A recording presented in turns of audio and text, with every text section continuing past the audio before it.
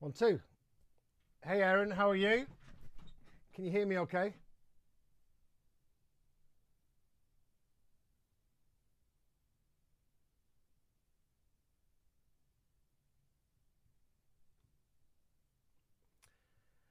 Okay, any questions for me today before we start? First of all, thanks to everyone for joining this Q&A.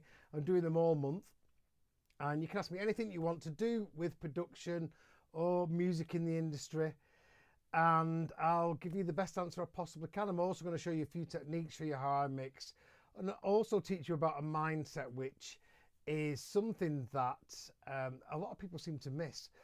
A lot of my clients come to me and they can finish records, but they're just not getting them signed. And you know the reason for that is because they've got the wrong mindset, and a lot of the time they don't have a roadmap, so they don't know exactly where they're going. And that's the first thing that I do, because if you don't, you're trying to get you from A to B, okay? And most people are like this. And what we need to do is get you from there to there straight away. So by creating a roadmap, you know, and identifying who you want playing your records, the labels you want to be on, the clubs you want to hear the music, and who the people are that are going to go and listen to your music and dance to your music, we can create this roadmap and this plan that you have to stick to so that you're going in the right direction, because it's so easy to go off piste. And I'm going to play a song where I've gone off piste a little bit recently. But I'm not a wannabe DJ. I still DJ quite a bit, but I'm not chasing the DJ gigs anymore. This is what I do. I mentor people and I teach people. I live in the middle of Wales, in the middle of nowhere. So a mindset is what we've got to install in people. And there's only one client that I've got rid of. And it was in the early days. And it was because they came to me and they said, I'm not bothered about signing records. They said, I just want to make music that I love. Well, I mix to references, as most people know who've worked with me. And this guy came in and he was making tracks, and I was saying, oh, you can't. We were just mixing what he'd come in with, and I was saying, oh, well, that doesn't really work with that, and doesn't really work. And he went, and he used to go, yeah, I know, but I love it, and I think if I'm original, then people are going to appreciate that more. And the problem you've got is nobody got his music, so it's good to be original, but I think for us, DJs have got to play your music. So you've got to have a mindset and you've got to know who them people are.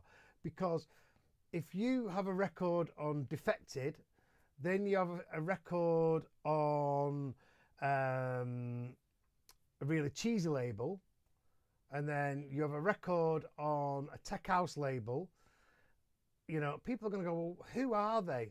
And the people who are going to book you, because most of you want to be DJs, are going to look at your social media, and even if they don't look at your numbers, they're going to look at you and go, and listen to your music and go, I'm not sure whether I'm going to book them, because they do a bit cheesy stuff.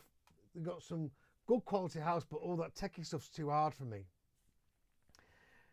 So what I do is we create this roadmap, and that roadmap determines the direction you're going, but also determines like kind of all the sounds you're using, the kind of vocals, the kind of kicks, the kind of claps. And sometimes just understanding that mindset and tuning into one specific roadmap is what gets people finishing records that are getting signed a lot quicker. And what we have to do first of all is get you in, sit you down, discuss it. I see that Kipper's on today. He's just signed up, and Alex, he's just signed up. And the first thing that we're going to do with them is that we are going to create their roadmap, because there's no point going any further forward until we know exactly where you're going. And I've had a conversation today with a friend of mine who insists that he just wants to make music that he loves. And he actually is one of the people that does. But he's been getting a bit frustrated because it's not getting the plays and it's not getting as many playlists. And his music sounds fantastic. His mix downs are great. He gets it mastered. It's what he loves. But it doesn't sit with anyone perfectly who's a DJ. So he's got to build up his Spotify online presence for people who kind of listen to that kind of music. And he's got a direction he wants to go in, but he just wants to do what feels right for him. He wants to enjoy the process. But he's the only person, you know, he's a bit older. He doesn't want to go doing DJ gigs. So yeah, a roadmap is always, always super important. Good evening, Adrian. Hope you're good tonight. Any questions, anybody? That's what I'm here for. Have you prepared any questions for me?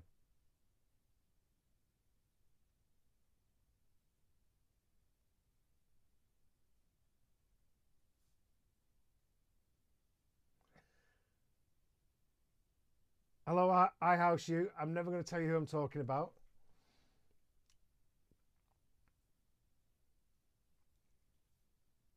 Okay. Kip has just asked me a question. What is a good example of adding that 10%? Okay, well, I've got this project up here, which is a track of mine that I've just done. I've got the vocal with Rona Ray from Defected. Let me get this off. I've made this record and I've arranged the record. And I would say that the extra 10% comes from when you finish your track, going back through it and thinking, right, what can I do? So what I might do is this. I might go to my track and go to the kick and automate all the way through the track. So the levels change and the track moves. I might think, what can I do to this kick just to make it seem a little bit more exciting but not too much? You know, and I'll do the same with the bass and the same with the hi-hats. And I'll automate them and I'll make it feel that if it's a tech house track, that the chorus is popping, the chorus is jumped by increasing the level in the chorus or adding another hi-hat that's quite simple in the chorus. Also, looking back at it, feeling the music and going, okay, does it need something there? What about a fill? What about this? What about it's not just the parts? You know, what else have I done with the production to get that extra 10% out of it? The extra 10%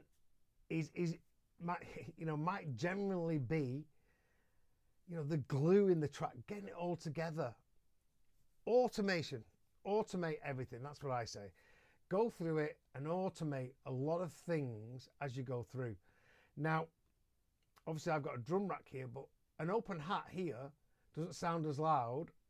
Sounds a lot louder than an open hat in the main part of the track.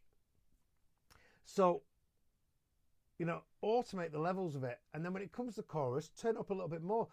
You want it to feel like it's moving. Too many people are just blocks.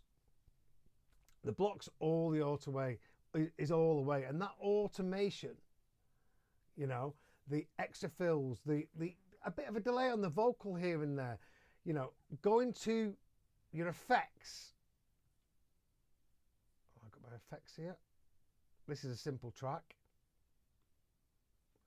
No, but if I was doing tech house, I might have like 14 different kinds of effects, you know, four of one, two of the other, one of the other, you know, one here that is just that bit of the track and one bit here and the little bit that goes into the break, the little fill every now and then that makes it feel like it's going into the chorus a bit more or out of a break.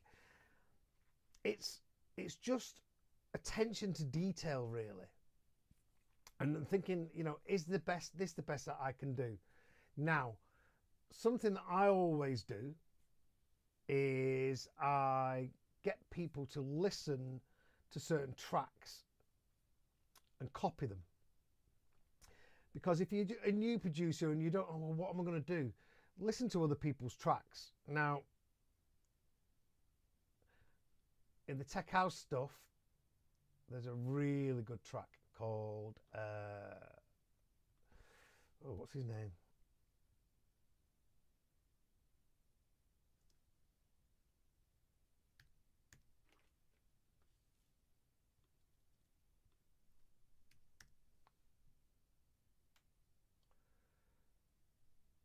Riaz Danani. And his tracks are just like loads of things going on, even in the intro. This is probably not your style, but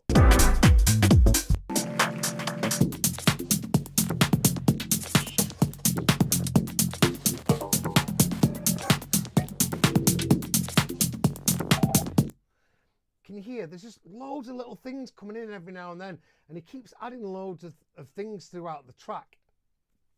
And they don't sound like the normal things. Now that's this genre of music, right?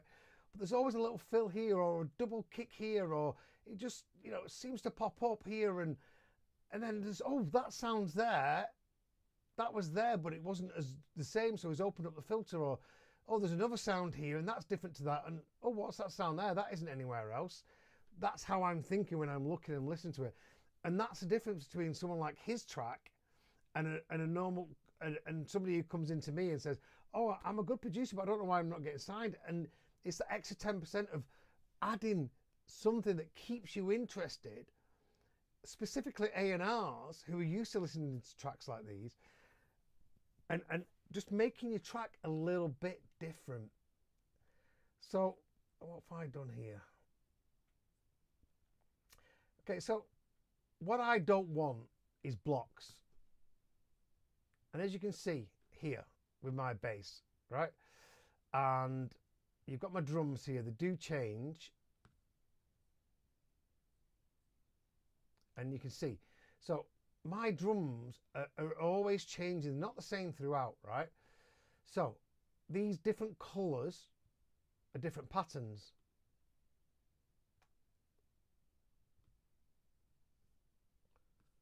And it might be the same pattern, but I might change the hi-hat the next time. I'm just adding different things in and taking things out all the time. And I'm doing the same with the bass. I'm trying to change the bass. You know, it's not necessarily a different pattern, but what I might do is just, if I've got like a sub in the bass and a mid-range of the bass, when it comes to the chorus, I might get the mid-range and I might stereo spread it.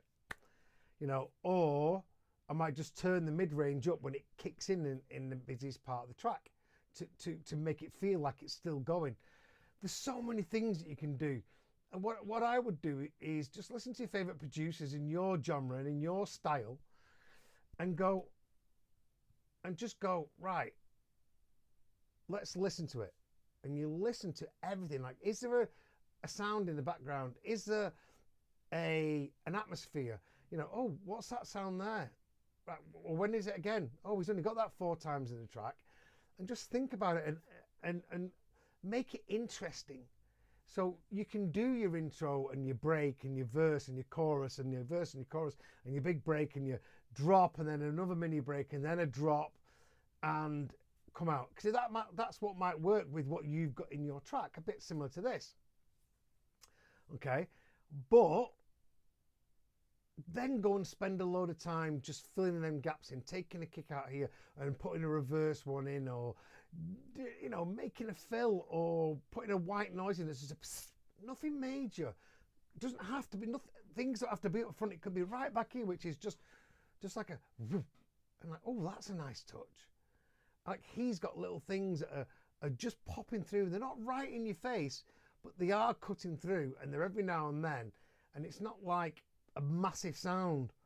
And what that does is when I'm listening to it, it's adding stuff to me. So when I'm in a club, I've just got a little something to that feeling of that one groove, instead of it being the same groove all the way through.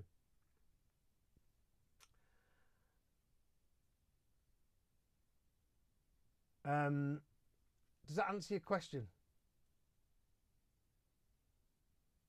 Kipper, we're going to be teaching you loads of ideas for that, because you've signed up. I house you. Kevin, I don't know who Kevin is. Okay.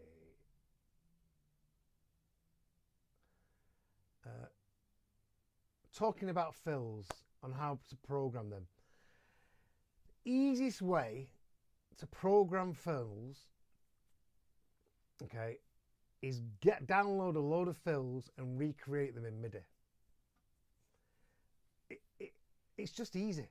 You know, it's like kind of find it, listen to it. Have I got any fills in here? I have, but they're plain, just plain straight snare fills. But what I would do, I would go to my fills. This is what I would normally do. So in my sample pack, I go to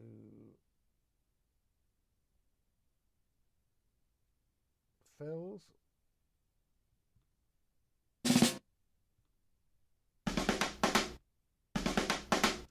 So let's just say I like that one. You know, I'd pull it in. I'll put it there. Can you hear that? Can you hear that okay playing? So I'd look at it and I'd go, right, okay.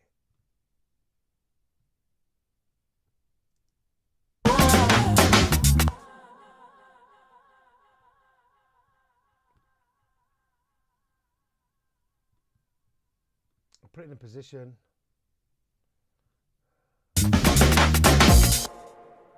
I'll get it in time. Never put it perfectly in time.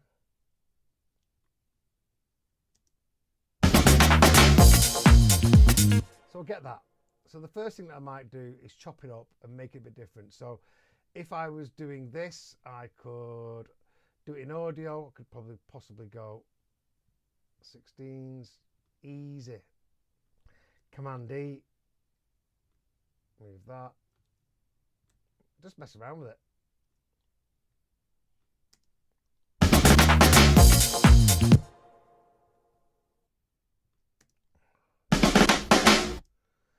Or just mess around with it and make it a bit different so it's not your basic fill. The other thing that I would do, and this is what I do, is get in Ableton a drum rack, in Logic Drum Machine, or whatever your drum sampler is that you can save to your computer. And I would go empty drum rack.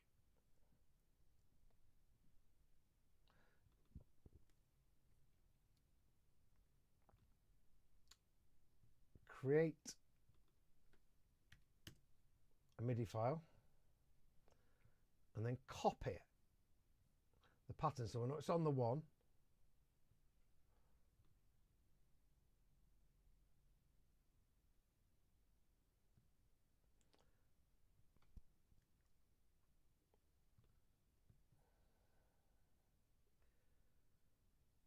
Go to it, find a snare sound that I like. Go, I really like that, but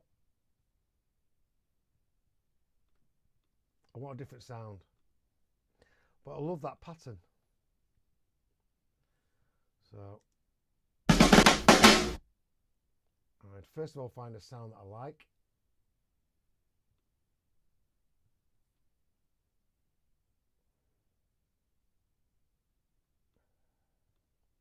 Put that in. And then I go to the MIDI file. I go. So I know it's on the one.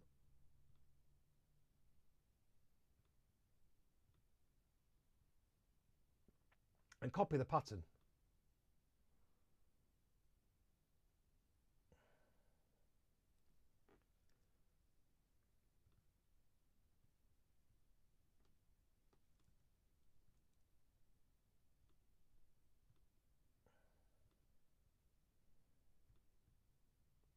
There's obviously a bit of an overlap there. I think you get the idea.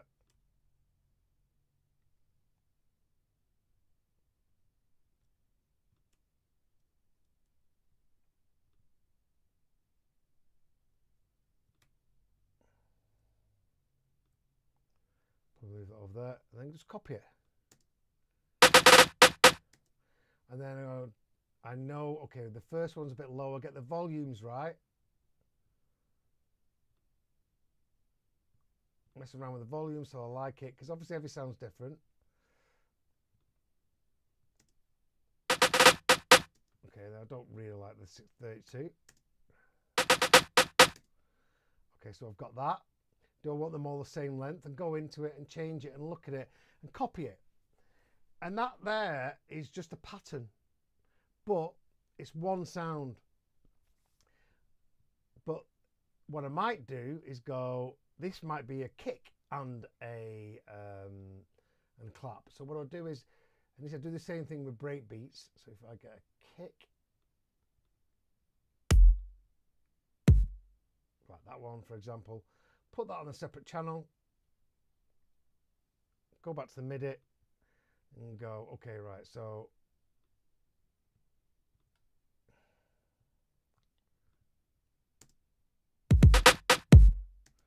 and then just copy it. Just copy what's there and try and redo it. And the more you do that, the more times you do that, you know, obviously the pattern has to go with what it is. And if there's a vocal, I might get the fill to follow the vocal a little bit. Just get the sounds that you really like, put them in and create your own fill. But a lot of the time, there's that many fills around that I will get something and just change it around like I've done with this one here. Maybe change the pattern a little bit, because I do like the sounds on that. It is a real fill, which gives it more character. Each hit's slightly different, which is going to be really hard. Depending on the kind of track you're doing. If you're doing something like this track here that I'm working on now,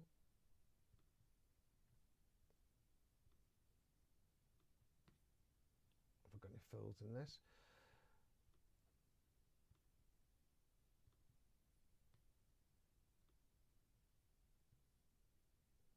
All I've done is a straight one. Doesn't always have to have, but what I've done is change the levels of them, change the position of them slightly, or swung it to what the swing of the track is.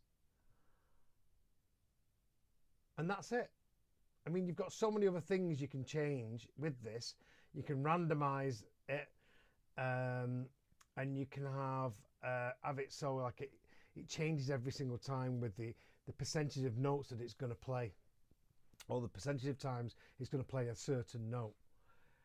But that's how I do fills. I just copy them a lot of the time if it's a straight hit. But you know, when you look at this, there's fills. There's just so many good fills around, and it's a tone of things sometimes. So I don't want to spend loads of time looking for fills all the time. Oh, that's weird. Where have all my fills gone?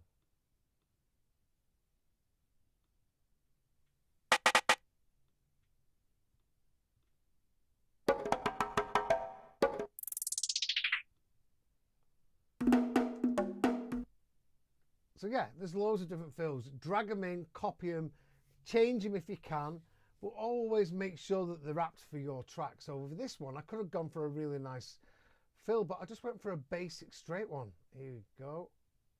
So in fact, this is only coming out of the breaks.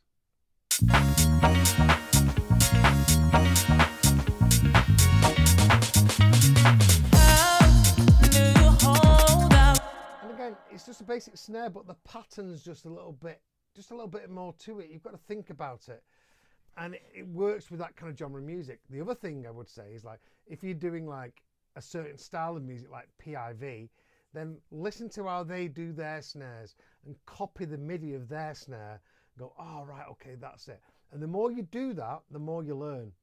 I mean, I've just done it a million times. So for me, when I go to tracks, I'll kind of draw stuff in a lot. If it's a bit more organic, I might go for something that's a bit more real and a bit more played live. So that's what I do with fills. Adrian Dillon, do you recommend doing reverbs for build-ups, filtering, etc., for arrangement purpose on an individual channel or buses? Well, if you just do one build-up on one bus all the time, you know, it's the same as what any basic producer does. I'm not saying you shouldn't do that. Maybe if you have like 3 points where you've got the same one on, but then remember what we talked about before, the extra 10%. Go through the track with the reverb and say, okay, when can I put the reverb up just for a little bit? You know, oh, that would be nice going into that bit. Or when can I just put up the mix of the delay or the feedback of the delay in certain parts? Go through your track and feel it. Just, this is what I do, right? So, for example,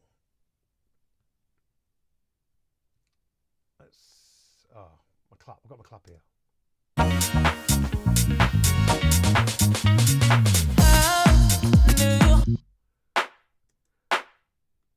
So what I'll do is I'll listen to it and I'll mess around with it. I'll record the automation. I'll just go like this.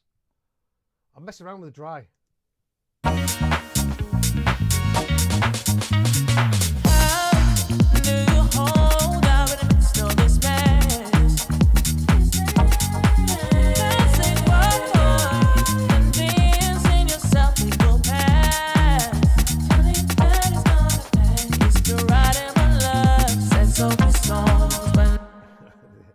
Well, I won't do that, because the reason why I won't do it in Ableton, because there's a fucking delay besides what you hear to doing it.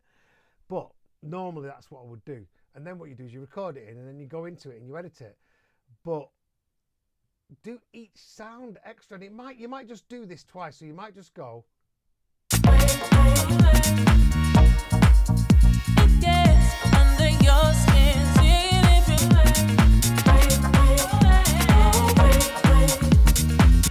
So you might just do this.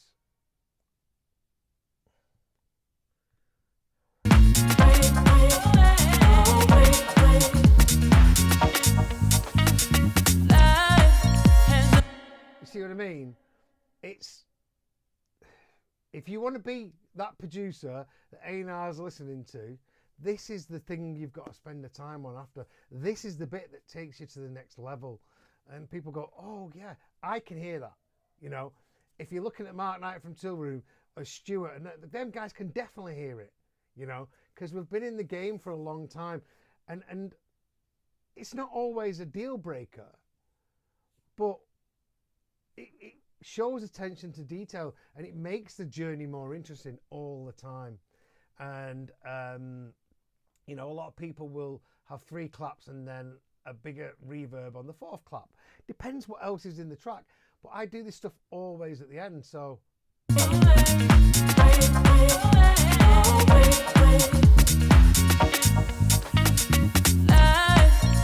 know, I've got this here, these drums.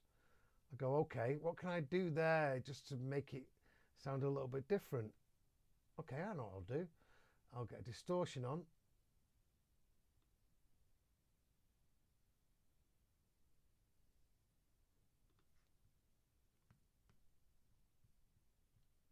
Let me just mess around with this.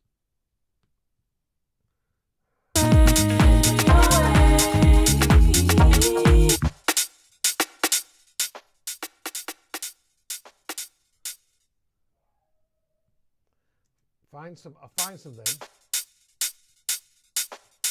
and go.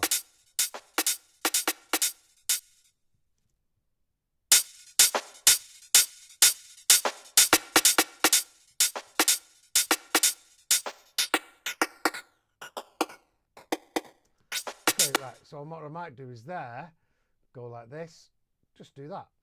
In that one bit of the track.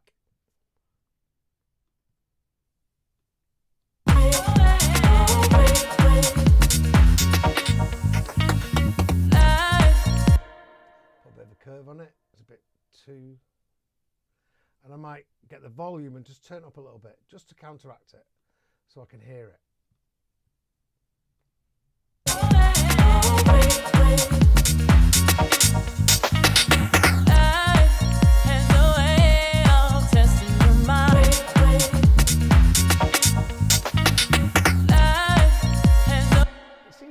It's just those little things, the attention to detail, and I might just do it there, and I might just do it twice in the track.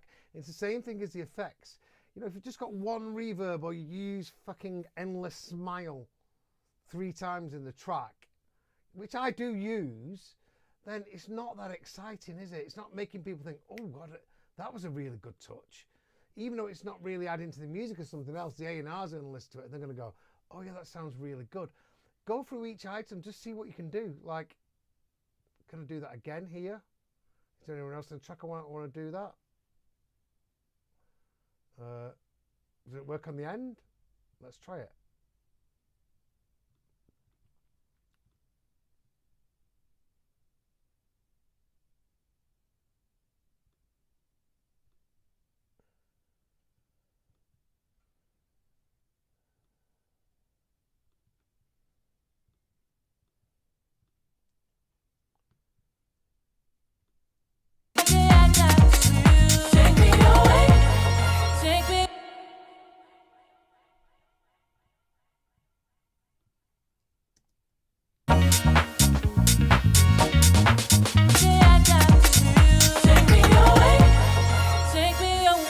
It's nice. I like it. In fact, I'm going to keep that in this because I'm not setting the masters off yet. But you know, it's just little bits, and it's like, okay, you know, let's have a double kick there. Okay, we'll come out this break here. Reminiscing good old times. Okay, I'm going in there. What can I do different? Oh, what happens if I take the kick out? Reminiscing good old times when never thought I was. Oh, that's a nice little touch. I quite like it. You know, these are the things you've got to be thinking about. This is the extra 10%, but your transitions aren't just endless smile on there all the time. Have I got endless smile on this track? I do use it every now and then if it's just something quickly. But it's everything else that makes it the journey, you know, even just like filtering out the kick, changing the drums every now and then, changing the open hat to a different tone. Alternate crashes might be a clap with a load of reverb on it, might be a percussion hit, could be anything, could be a word, you know. It's, if you, I house you, sorry, I don't know what your first name is, but anything, try it, you know, and see what you think, you know, and go through the track and just try and add loads of little bits of automation to things, you know. That there with the bit crusher was just a really nice touch that somebody might hear, and it just makes it a little bit different to being dead straight all the way through. Now this is a song, so it's not like a tech house or a club thing. The vocal carries the whole track, so I don't need all that kind of stuff as much. But you know, I've gone back to it. I've just done that. I quite like it. Any questions before I carry on talking about this kind of stuff?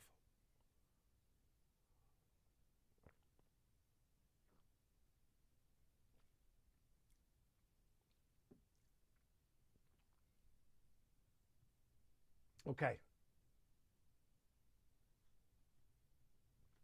Right. I'm going to play you this track. This is my new track. World exclusive, everybody. You just heard a little bit of it. Let's just go through it. Let's have a listen to it.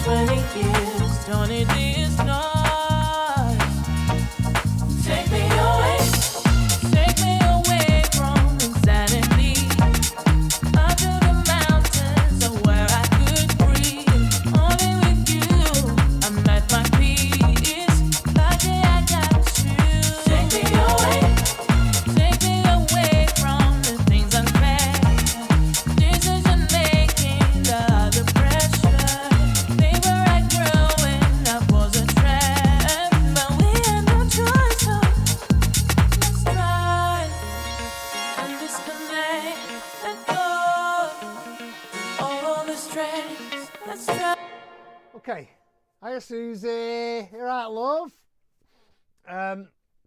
Okay, so I've made this track, and I don't need to put loads of fills and stuff in there, but I have. So if you listen to it, like kind of going into the chorus, like I've got the strings doing it, and I've got you go into the one, I take the kick out. Take me away, take me away, take me away from insanity. I wrote this track, I did the strings, Rona did the vocals, sent it back to me. I went back to the strings and we replayed the strings to go with the vocal and question and answer. So if you listen to it here. Take me away from insanity.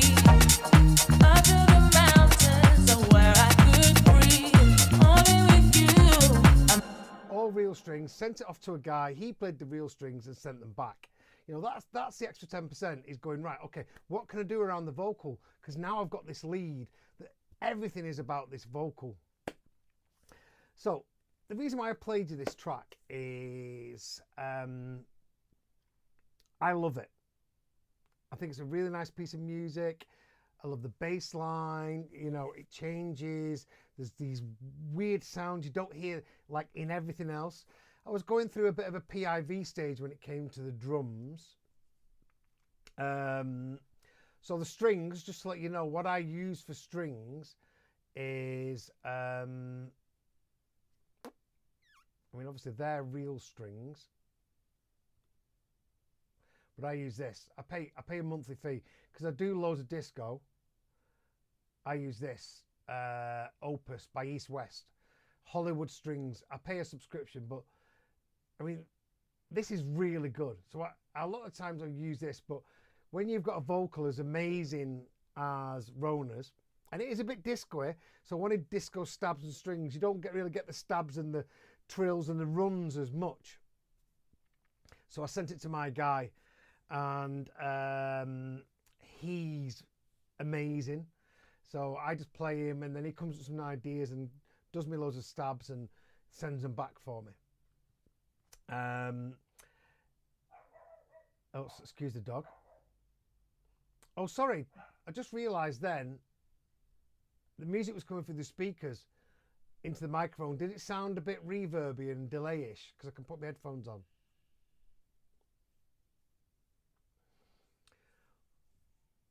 But yeah, I use East West or Opus now with the Hollywood strings in the bundle all the time. It's fantastic.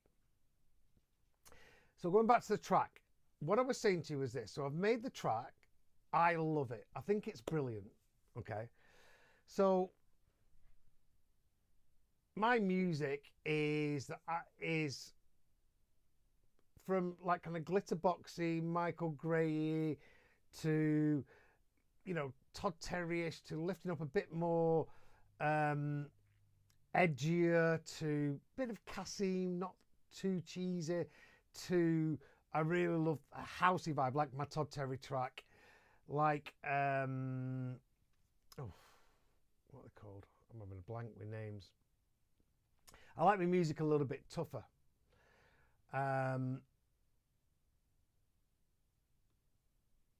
But yeah, a bit more edgy and a little bit less, a bit more pumping and main room as well. So I'm still making disco stuff. And I made this, and I've been listening to a lot. I've been working with some people on PIV, so I was just got into the drums and everything else. So if you can see here my references, I've got a prunk track, I've got like ruse, just for a feeling and the vibe. Now, I know this track is a little bit too girly for them labels, so it's not quite right.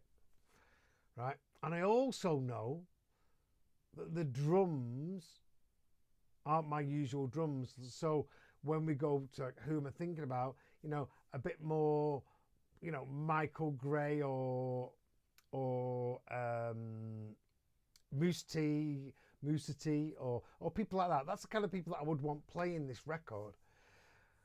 but I've kind of alienated them. So I've alienated the PIV kind of people because it's a bit girly, and with the vocal and the strings, possibly the bass. Yeah, I've done a really good dub. And I've kind of alienated like my usual crowd, which are, you know, for my warm-up stuff, like your Michael Gray, like everything else.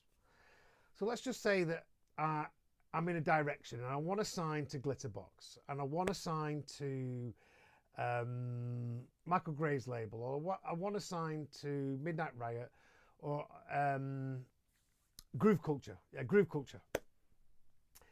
The vocals and the strings and the bass line and the guitar and the song, you know, would possibly get me signed to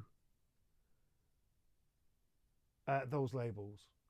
But the drums aren't the right drums, you know.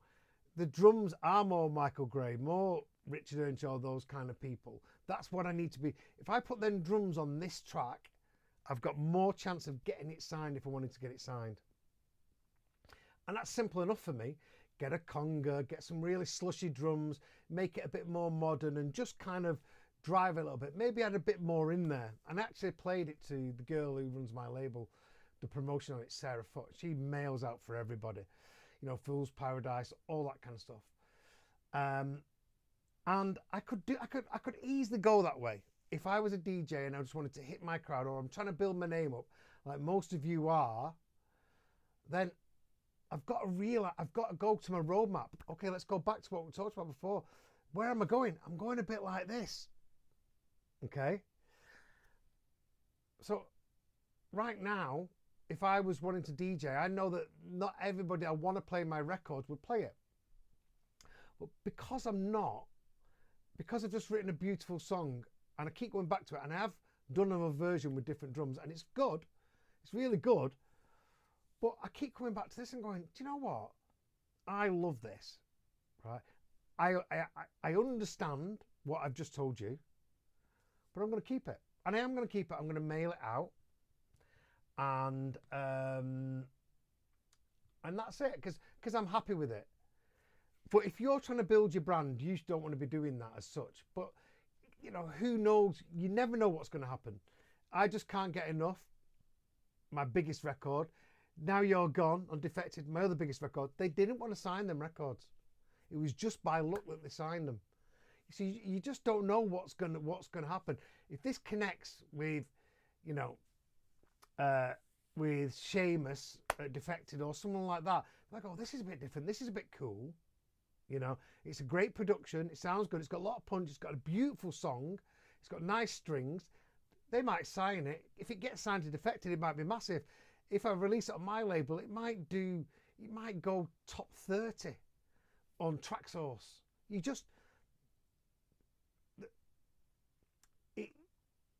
It's about what you're trying to do. If you're trying to build your brand, try and give it to a label and make it for a label where you can tap into their demographic. And if you get signed to them, you can use their machine. I'm not necessarily trying to do that. And I've made this a bit ago, and I keep going back to it, and I just go, I love it. I know I should change the drums, but I love it. So I'm going to do exactly what I tell everyone else not to do, and I'm going to release it like that. Now, I have done a dub, which is a bit different. But does that make sense to you, what I'm trying to tell you? Everything's about a mindset. Everyone who comes to me can finish a record. You know, they think they finished it, right? But they've not, right? But it's the mindset of, okay, have I done the extra 10%? Could I do something with the lead sound once or twice during the track? Have I got enough little fills every now and then? You know, could I change the kick every now and then? Could I, you know, turn down the volume, automate the volume of something throughout the track to make it feel a bit better? And it is more right for that genre. So, yeah, I've made that decision, but I'm not trying to be a big DJ anymore. You know, I do want to DJ, I do want to play at clubs. I've just had a record on Jackie's, a record on Sulfuric. Got more big records coming and big labels wanting to sign them. But I'm not even going to mail this out to any labels because I don't think anyone would sign it. If you think you know who would, please tell me. But I love it. So let me get the dub just so you can listen quickly.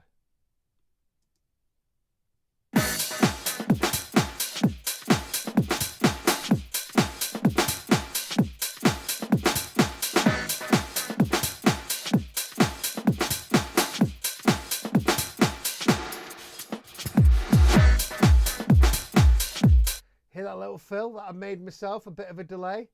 Never heard that anywhere before. That's the extra 10%.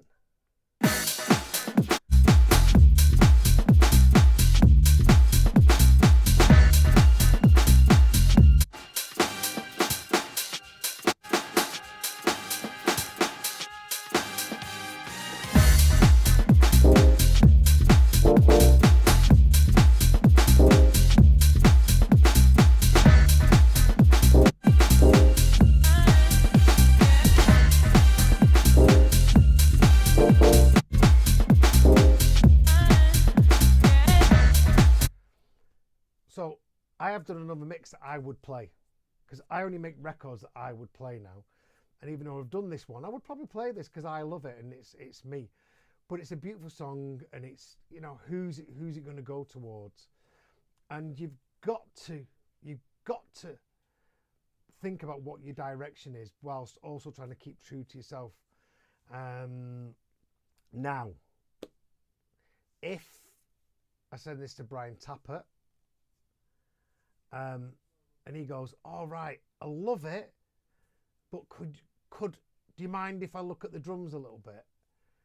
And he does it and it's slightly different, but I like it. I'll give it to him because of the platform that he's given me, his database, and just because I love Brian Tappert and I love Sulfuric. I don't think it's their kind of record at all. But yeah, I would be open to making differences. But right now, I've made this a couple of months ago. Keep going back to it. I go, I love it. I love it. And that's what you need to be doing with every record. Thanks, Aaron. Yeah, I wanted to make a bit of a groovy track, a bit breakbeaty. And this track is made a bit like a tech house track. So it's a house track, it's a groover. But as you heard of that little fill, I've got loads of different little... What I spoke to you about before, there's loads of little things happening, loads of bit of vocal chops. You know, it's all about the bass and the drums and that. Ding, ding, ding, ding. But I keep it interesting like a tech house track, even though it's a house dub, throughout and keeps it busy.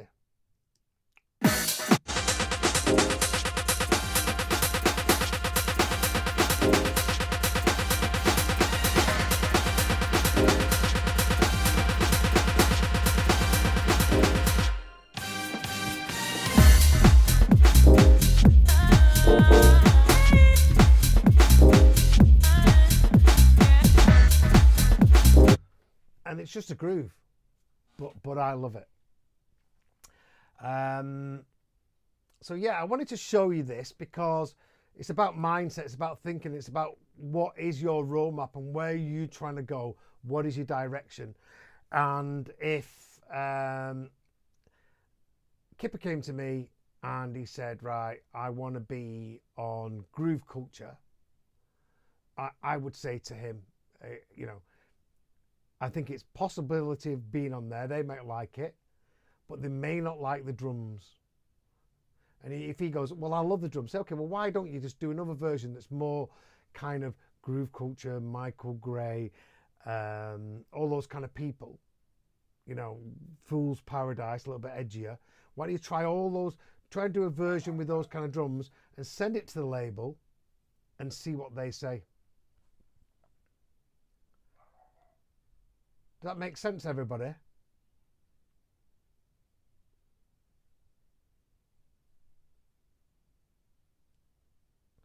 I understand, Kipper, you have got to do what you love. But going back to what I said before, if you're doing what you love, but you're not getting any results, yeah, it can and does all the time. I've seen it loads. This whole Zoom has been about this.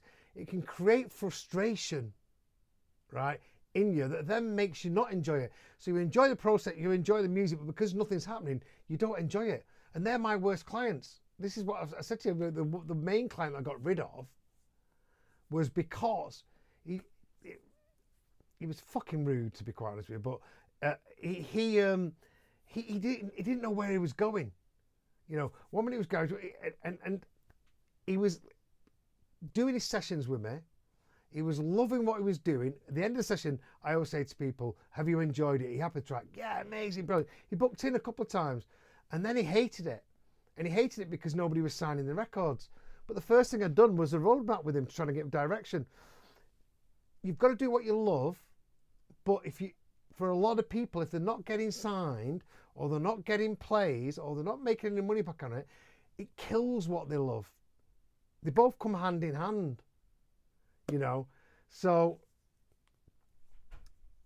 try and just, you know, I've got a certain clientele, and my clientele are people who want to DJ, they want to go out there, they want to make good dance music, and there's nothing more they buzz off than seeing, you know, their peers play it, whether it be, you know, Mark Knight or Prunk or Chris Stussy or Melville Baptiste or, you know, Carl Cox or whoever it might be.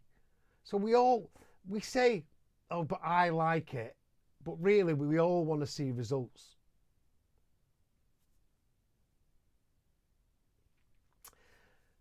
Got 10 minutes left. Any technical things you want to know while I'm on here about compression, groups, saturation, anything? You can't all know it all, can you?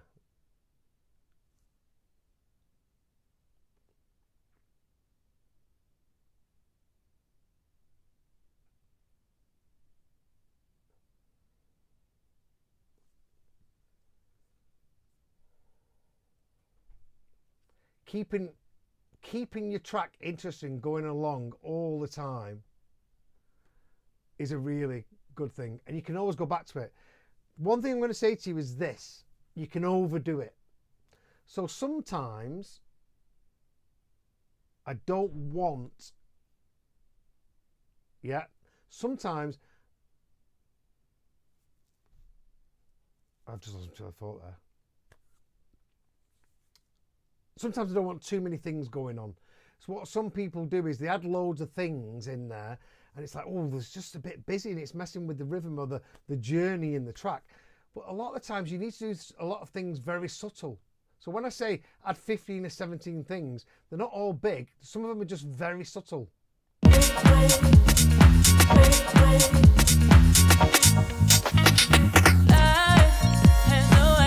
about there? It's very subtle, but it's class and it works. Kipper says, is there a particular order on plugins that we must abide by? A rule of thumb kind of thing. There's no rules. The question is, and you're going to learn this, Kipper, is what are you trying to achieve? Right? So, if you're trying to add some saturation to 300 hertz, but the saturation's working, but it's adding harmonics to 700 hertz you don't really want, well, then you know that really you want an EQ after, because you're going to have to EQ them out. It's, you know, it's understanding the process of, okay, so what am I trying to achieve? Before you put any plugin on, you ask, what am I trying to achieve? Okay. And by asking that, you've got to know what that plugin does, which is what I teach you in my mentorship. You know, what does an EQ do? What are the side effects? What does compression do? What does saturation do? You know, what does clipping do? Talk about clipping. So Aaron asked about what about True Peak? Okay. There's loads of arguments about this, or there's loads of opinions about this, where some people say that they looked at all the top records on Spotify and loads of them, you know, didn't have True Peak limiters on, they were going over. And then there's other people that say, you know, it's definitely better to put the true peak on. Some people say put a true peak limiter on. Sorry about the dog. Sometimes people say put the true peak meter on. Can make the volume, the overall volume, go down a little bit. What I'll do is I'll listen to it. I'll put a true peak on and off, and if it's doing nothing, I'll put it on. Just for argument's sake. It's like everything, you know.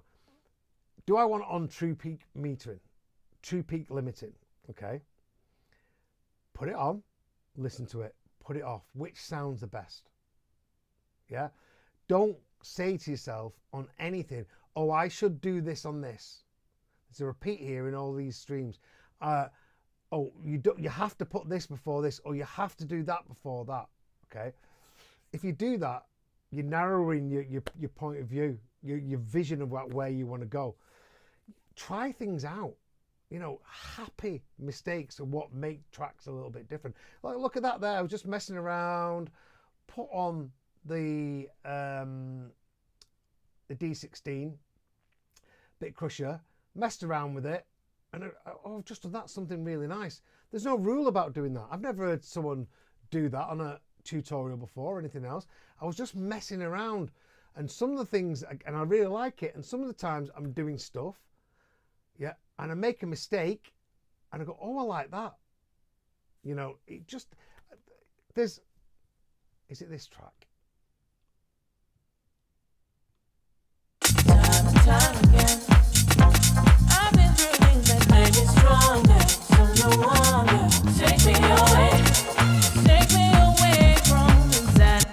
No, it's not. I've got another track, right, and there's a rim in it, and by mistake I reversed it, just in the last bit, and then it comes out at the end, the bass, and then the rim reverses, plays a reverse rhythm, and it's like, bloody hell, that sounds amazing. And then I looked through the track, I thought, like, what is that? And I just made a mistake. So trying things in, you know, that some people may say are wrong, may give you the best kind of outcome that you're surprised to hear.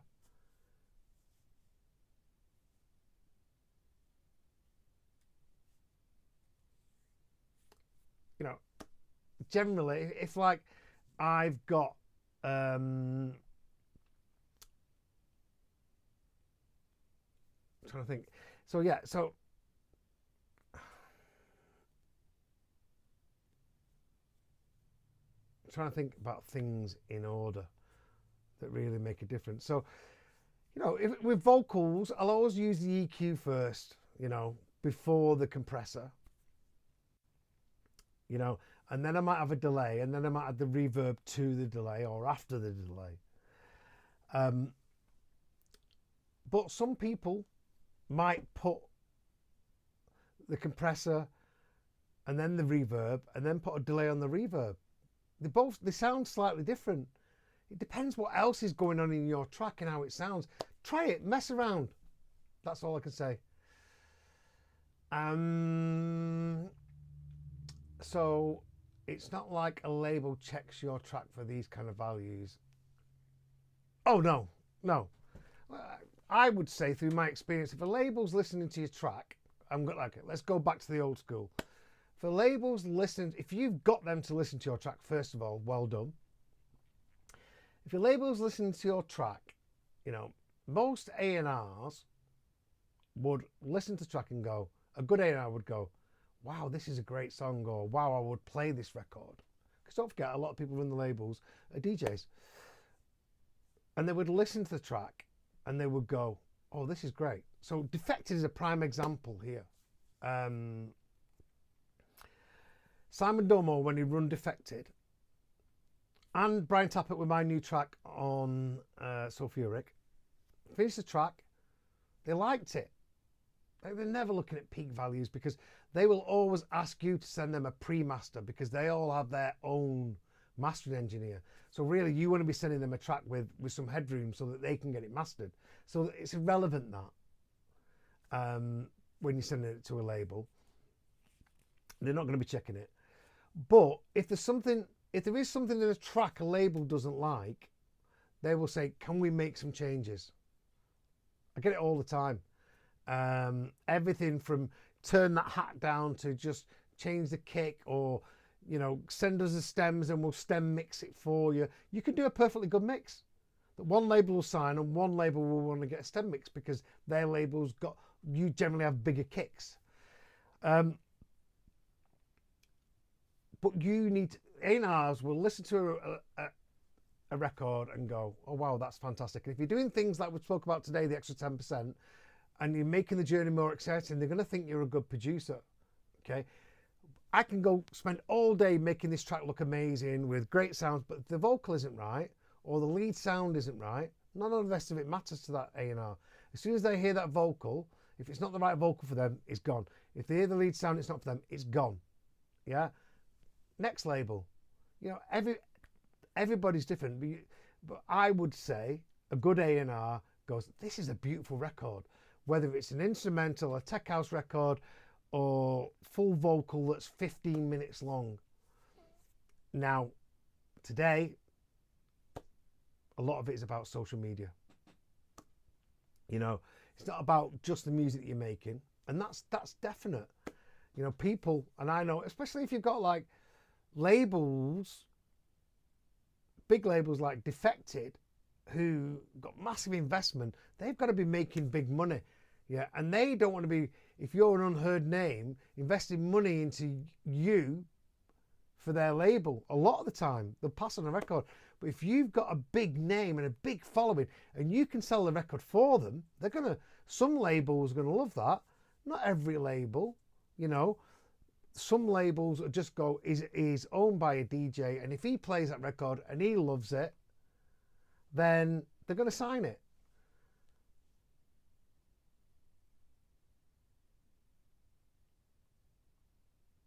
Hey Lionel,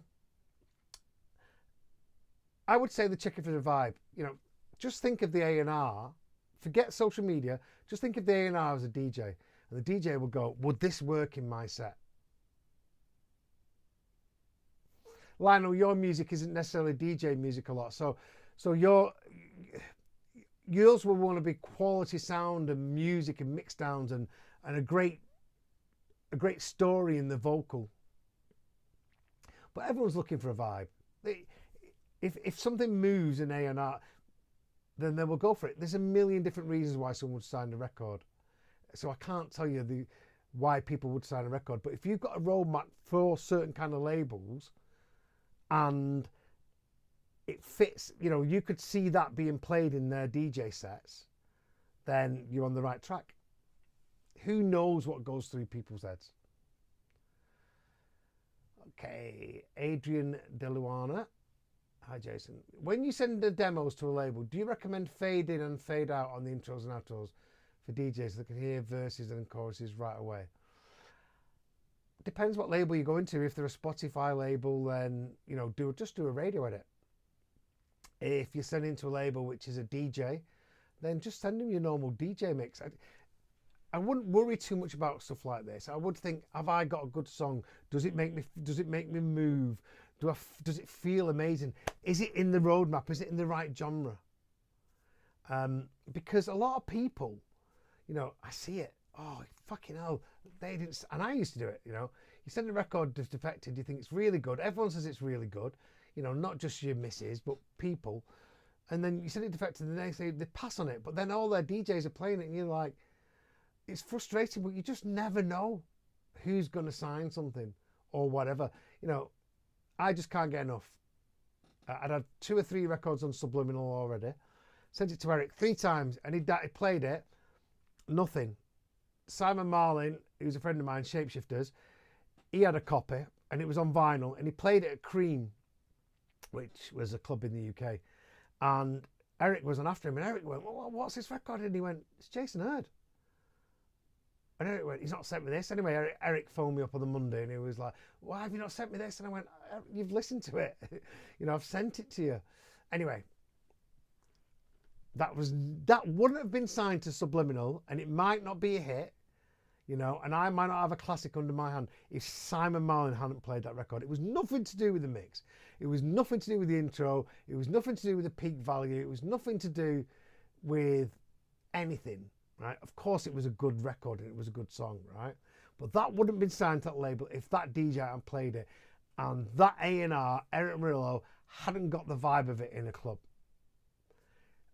Don't think about, you know, just think about your music. Is it the right vibe?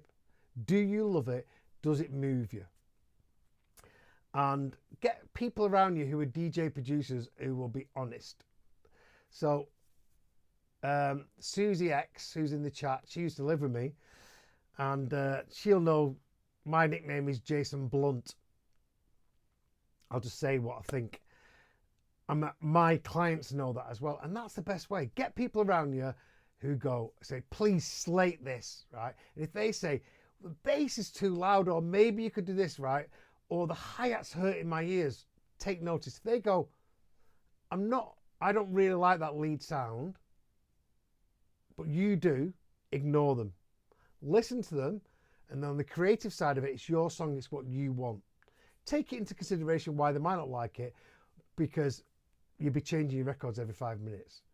So a good thing I would say is get a group of people around you who are making exactly the same music.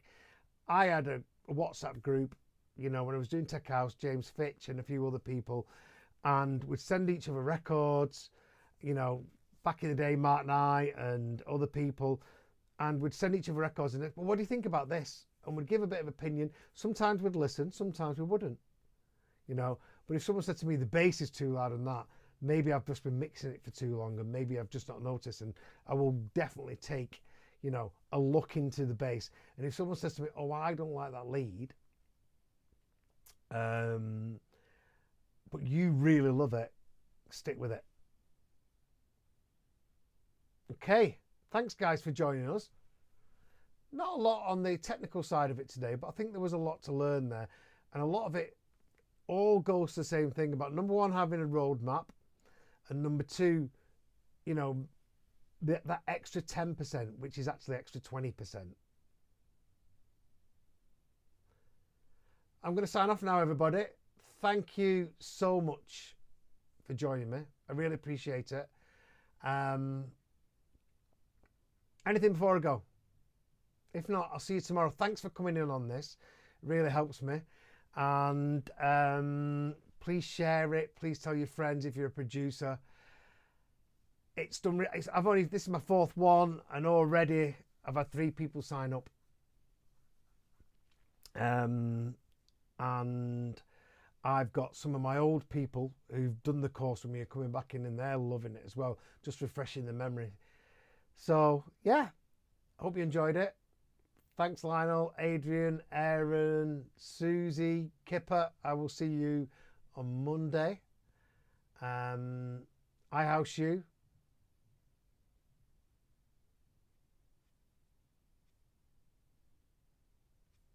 And everybody else who's joined us. I really appreciate it. See you soon.